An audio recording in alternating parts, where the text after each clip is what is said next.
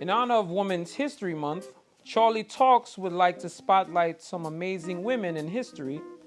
These women are not only inspirational, they're as real as they come, brother.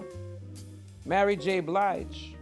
If you look at her life and seen what she's seen, you'd be like, damn, Yonkers is a pretty rough place.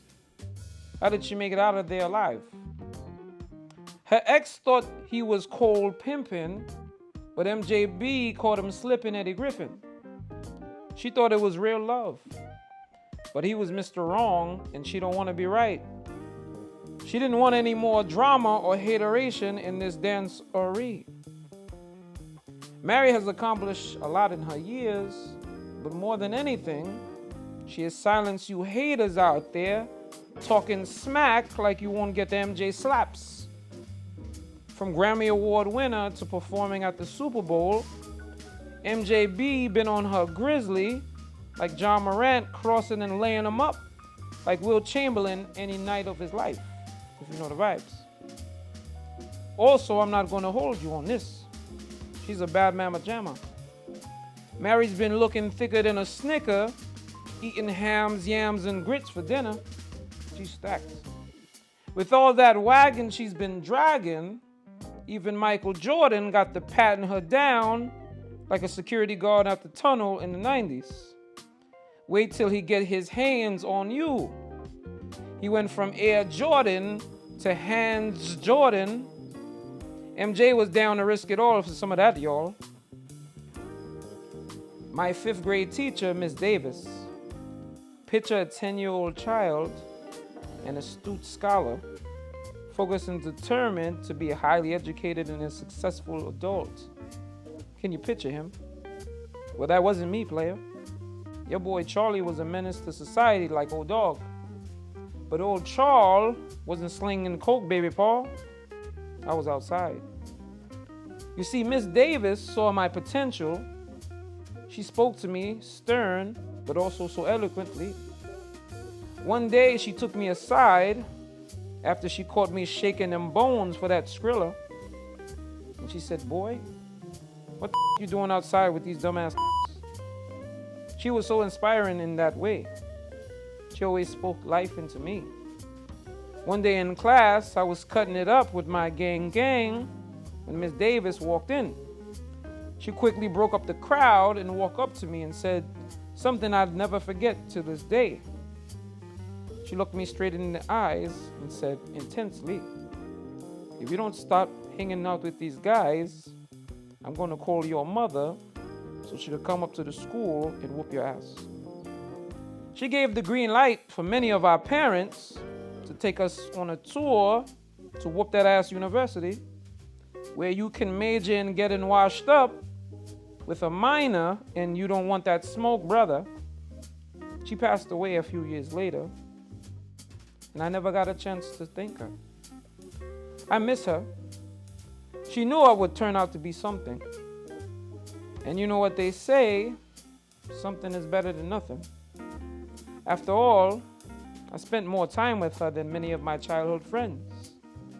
Not just because she cared and was a positive figure in my life, but also because I kept on getting held back.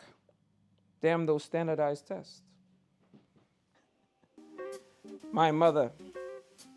See, back in the day, my mama Dukes wasn't the one to test like a dyslexic student on an empty stomach. She was first ballot belt whoop game. I mean, the thing she did with the belt was like transforming my butt cheeks into a canvas, and she painted that ass like Basquiat.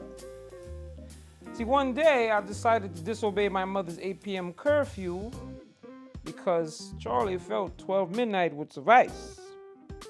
When I entered the crib, I noticed it was dark, but the fresh scent of black rice and pickles filled the air like a Port-au-Prince airport terminal. As I continued to walk towards the bedroom, although no one was around, I knew it wasn't alone. I felt a spirit present. I quickly stopped and took my position, because as history has shown, be ready or get your ass beat. As the street light shined in from the window blinds, I spotted a figure. It was a woman, about 5'2", holding what I would later find out to be a belt in her hand, like a samurai holding a sword. She turned on the lights and stood as if she wasn't even there. But I saw her.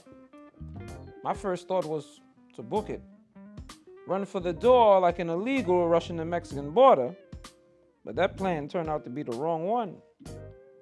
Her Haitian senses must have been tingling, because she covered the door, leaving me no way out, like a disappointing Puff Daddy album in the 90s. She never said a word, but she pointed to the clock, which by this time had only moved 30 seconds since I walked in. So needless to say, it was a very intense moment. I decided no more running. I was tired.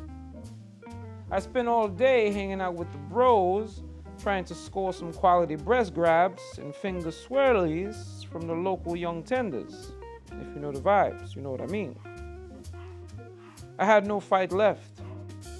It was time for me to meet my fate, and my fate had a strong right hand, Serena Williams vibes. Long story short, Mama beat the bricks off me. I literally had a shirt that said break dancing, and she beat the break part off of it. As I came to, I woke up to a hearty breakfast, followed by a follow-up beating, for which I am still unclear why I got that second wash-up special.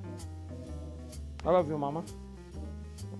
Well, this was another Charlie Talks episode, Women's History Special. As always, do remember to like, comment, and subscribe to the Love for Art channel.